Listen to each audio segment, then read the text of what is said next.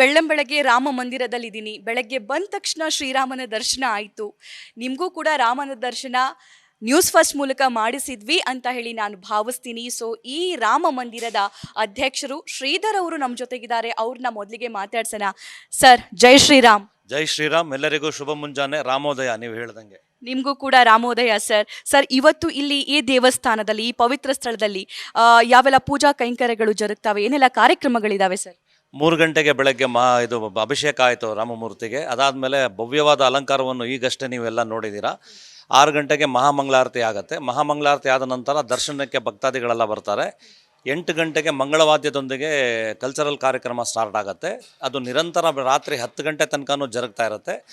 ಮತ್ತು 9:30ಗೆ ಸರಿಯಾಗಿ ರಾಮತಾರಕವನ್ನು ಮಂತ್ರ ಯಾಗವನ್ನು ಹಮ್ಮಿಕೊಂಡಿದ್ದೀವಿ. ಆ ರಾಮತಾರಕ ಹೋಮ ಅಲ್ಲಿ ಪ್ರಾಣ ಪ್ರತಿಷ್ಠಾಪನೆ 12:30ಗೆ ಆಗೋ ಸಮಯಕ್ಕೆ ಸರಿಯಾಗಿ ಪೂರ್ಣಾಹುತಿ ಆಗುತ್ತೆ. ಈ ಹೋಮದಿಂದ ಬರೋ ಶಕ್ತಿ ಅಲ್ಲಿ ರಾಮನಲ್ಲಿ ನೆಲೆಸಲಿ, ಎಲ್ಲ ಭಕ್ತಾದಿಗಳಿಗೂ ಅವನ ಶಕ್ತಿ ದೊರೀಲಿ ಅನ್ನೋ ಒಂದು ಸಂಕಲ್ಪದಿಂದ ಈ ಥರ ನಾವು ಸಜ್ಜು ಮಾಡಿದ್ದೀವಿ.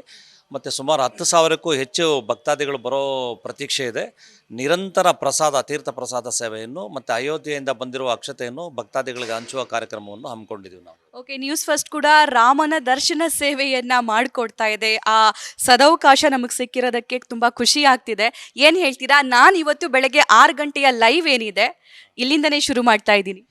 ನನಗೆ ಇದು ಭಾಳ ಹೆಮ್ಮೆಯ ಒಂದು ವಿಷಯ. ಏನಂತಂದರೆ, ಮನೆಯಲ್ಲಿರೋ ಎಲ್ಲರಿಗೂ ನಮ್ಮ ರಾಮ ಮನೆಗೆ ಬಂದು ದರ್ಶನ ಕೊಡ್ತಾ ಇದ್ದಾನಲ್ಲ ನಿಮ್ಮ ಮಾಧ್ಯಮದ ಮೂಲಕ, ಅದು ಭಾಳ ಸಂತೋಷದ ಸಂಗತಿಯಾಗಿದೆ. ಹೆಚ್ಚು ಜನರಿಗೆ ರಾಮದ ಅನುಗ್ರಹ ಆಗಬೇಕು, ರಾಮದೇವರ ದರ್ಶನ ಆಗಬೇಕು. ಎಷ್ಟೋ ಜನಕ್ಕೆ ಬರೋಕ್ಕಾಗ್ತಾರಲ್ಲ, ವಯೋವೃದ್ಧರು ಇರ್ತಾರೆ, ಸಣ್ಣವರು ಇರ್ತಾರೆ, ಆಫೀಸ್ಗೆ ಹೋಗೋರು ಇರ್ತಾರೆ. ಅವ್ರಿಗೆಲ್ಲ ನೀವು ಇದು ಅವಕಾಶ ಕಲ್ಪಿಸ್ಕೊಟ್ಟಿರೋದು ಭಾಳ ಸಂತೋಷ. ಮಂಡಳಿಯ ಪರವಾಗಿ ನಿಮಗೆ ಅನಂತ ಧನ್ಯವಾದಗಳು. ನಿಮಗೂ ಕೂಡ ತುಂಬ ಧನ್ಯವಾದಗಳು sir. Thank you so much. ಇವತ್ತಿನ ಕಾರ್ಯಕ್ರಮಗಳೆಲ್ಲವೂ ಕೂಡ ತುಂಬ ಚೆನ್ನಾಗಿ ನೆರವೇರಲಿ ಅಂತ ನಾವು ಆಶಿಸ್ತೀವಿ. ಸೊ ರಾಜಾಜಿನಗರದಲ್ಲಿರುವಂಥ ರಾಮ ಮಂದಿರದಲ್ಲಿ ನಾನಿದ್ದೀನಿ. ದೇವರ ಉತ್ಸವ ಮೂರ್ತಿಯನ್ನು ಗಮನಿಸ್ತಾ ಇದ್ದೀರಾ. ಅದರ ಮುಂಭಾಗದಲ್ಲಿ ನಿಂತ್ಕೊಂಡು ಹಲವಾರು ವರ್ಷಗಳಿಂದ ಈ ದೇವರಿಗೆ ಸೇವೆ ಸಲ್ಲಿಸ್ತಾ ಬಂದಿರುವಂತಹ ಇಲ್ಲಿನ ಸದಸ್ಯರನ್ನ ಮಾತನಾಡಿಸ್ತಾನ ಅವ್ರು ಏನು ಹೇಳ್ತಾರೆ ಅಂತ ಕೇಳೋಣ. ವೆಂಕಟೇಶ್ ಬಾಬು ಅವರು ನಮ್ಮ ಜೊತೆಗಿದ್ದಾರೆ.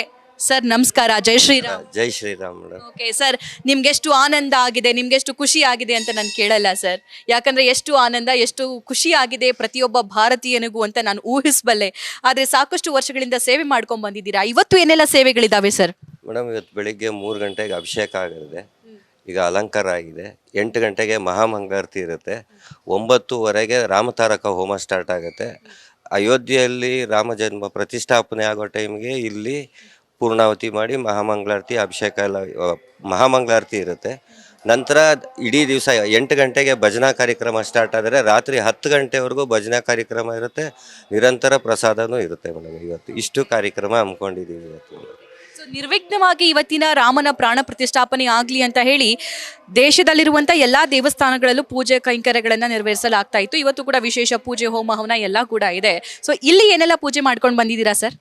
ಮೇಡಮ್, ಈಗ ಸುಮಾರು ನಾವು ಒಂದು 10 ವರ್ಷ ಆಯ್ತು ಇಲ್ಲಿ ಸದಸ್ಯರಾಗಿ, ಮೆಂಬರ್ ಆಗಿ. ಆವತ್ತಿಂದ ರಾಮ ಮಂದಿರದಲ್ಲಿ ಸಾಕಷ್ಟು ಕಾರ್ಯಕ್ರಮಗಳಿರ್ತದೆ. 365 ದಿವಸದಲ್ಲಿ 300 ದಿವಸ ನಿರಂತರ ಏನಾದರೂ ಭಜನಾ ಕಾರ್ಯಕ್ರಮ, ಹರಿಕಥೆ ಆಗಿರ್ಬೋದು, ಆ ಥರ ನಿರಂತರ ಸೇವೆ ಮಾಡ್ಕೊಂಡೇ ಬರ್ತಿದ್ದೀವಿ. ಡೈಲಿ ಪ್ರಸಾದ ಇರುತ್ತೆ. ಭಕ್ತಾದಿ ಕೋವಿಡ್ ಟೈಮಲ್ಲೂ ನಾವು ಸುಮಾರು ಒಂದು 45,000 to 50,000 ಜನಕ್ಕೆ ವ್ಯಾಕ್ಸಿನೇಷನ್ ಕೊಡಿಸಿದ್ದೀವಿ. ಮೆಡಿಕಲ್ ಕ್ಯಾಂಪ್ ಮಾಡ್ತೀವಿ. ಸರಿ ಸರ್, ನಿಮ್ಮ ಸೇವೆ ಹಿಂಗೆ ಮುಂದೆ ಬರಲಿ. ಮತ್ತೊಬ್ರು ಇದ್ದಾರೆ, ಸಮಯದ ಅಭಾವ, ಅವ್ರನ್ನು ಕೂಡ ಪಟ್ಟಂತ ಮಾತಾಡ್ಸ್ಬಿಡ್ತೀನಿ. ಯಾಕಂದ್ರೆ ಅಯೋಧ್ಯೆಗೆ ಹೋಗ್ಬೇಕು ನಾವೀಗ. ಸರ್, ಮಂಜುನಾಥ್ ಅಂತ ಇದ್ದಾರೆ. ಜೈ ಶ್ರೀರಾಮ್. ಜೈ Shriram. Okay sir, news first ಇಲ್ಲಿ ದೇವಸ್ಥಾನಕ್ಕೆ ಬಂದು ಲೈವ್ ಮಾಡ್ತಾ ಇದೆ. ನಿಮ್ಗೆ ಏನ್ ಅನಿಸ್ತಾ ಇದೆ? ಇಲ್ಲಿ ದೇವರ ದರ್ಶನ ಮಾಡಿಸ್ತಾ ಇದ್ದೀವಿ, ಅದ್ರ ಜೊತೆಗೆ ರಾಜ್ಯದಲ್ಲಿ ಏನೇನಾಗ್ತಿದೆ, ಅಯೋಧ್ಯೆಯಲ್ಲಿ ಏನೇನಾಗ್ತಿದೆ ಅನ್ನೋ ಮಾಹಿತಿ ಇಲ್ಲಿಂದಲೇ ಕೊಡ್ತಿದ್ದೀವಿ ನಾವು. ತುಂಬ ಖುಷಿ ಅನಿಸುತ್ತೆ ಮೇಡಮ್. ಯಾಕೆಂದರೆ ಇಡೀ ಪ್ರತಿಯೊಬ್ಬ ಭಾರತೀಯನಿಗೂ ಇವತ್ತು ಒಂದು ದೀಪಾವಳಿ ಅಂತಲೇ ಅನ್ಬೇಕು, 2ನೇ ದೀಪಾವಳಿ ಅಂತಲೇ ಹೇಳಬೇಕು. ಸೊ ಬಹಳ ಖುಷಿ ಅನಿಸುತ್ತೆ ಮೇಡಮ್ ಇಲ್ಲಿ. ಸರಿ ಸರ್, ಇವತ್ತು ಪ್ರತಿ ಮನೆಗಳಲ್ಲೂ ಕೂಡ ದೀಪ ಬೆಳಗಿಸಿ ದೇವರ ಪೂಜೆ ಮಾಡಿ ಅಲ್ಲಿ ದೇವರಿಗೆ ಬೇರೆ ಬೇರೆ ನೈವೇದ್ಯಗಳನ್ನು ಮಾಡೋ ಮೂಲಕ ದೀಪಾವಳಿಯನ್ನೇ ಆಚರಿಸ್ತಾ ಇದ್ದಾರೆ. ಇವತ್ತು ಕೇವಲ ದೀಪಾವಳಿ ಮಾತ್ರವಲ್ಲ, ರಾಮಲಾಲ್ಲ ಇವತ್ತು ಹುಟ್ಟಿದಾನೇನೋ, ಬಾಲರಾಮನ ಇವತ್ತು ಜನ್ಮ ಆಗಿದೆಯೇನೋ ಅನ್ನೋ ಖುಷಿ ಇದೆ. ಬಾಲರಾಮನ ಹುಟ್ಟುಹಬ್ಬ ಆಚರಿಸ್ತಿದ್ದೀವೇನೋ ಅನ್ನೋ ಖುಷಿ ಇದೆ. ವನವಾಸದಿಂದ ರಾಮ ಮತ್ತೆ ವಾಪಸ್ ಬಂದೇನೋ ಅನ್ನೋ ಖುಷಿ ಇದೆ. ರಾಮನ ಮದುವೆ ಆಗ್ತಾ ಇದೆಯೇನೋ ಅನ್ನೋ ಖುಷಿ ಇದೆ. ಈ ಖುಷಿಗೆ ಪಾರವೇ ಇಲ್ಲ. ನ್ಯೂಸ್ ಫಸ್ಟ್, ನಿರ್ಭೀತಿಯಿಂದ ನಿಮ್ಮ ಪರವಾಗಿ.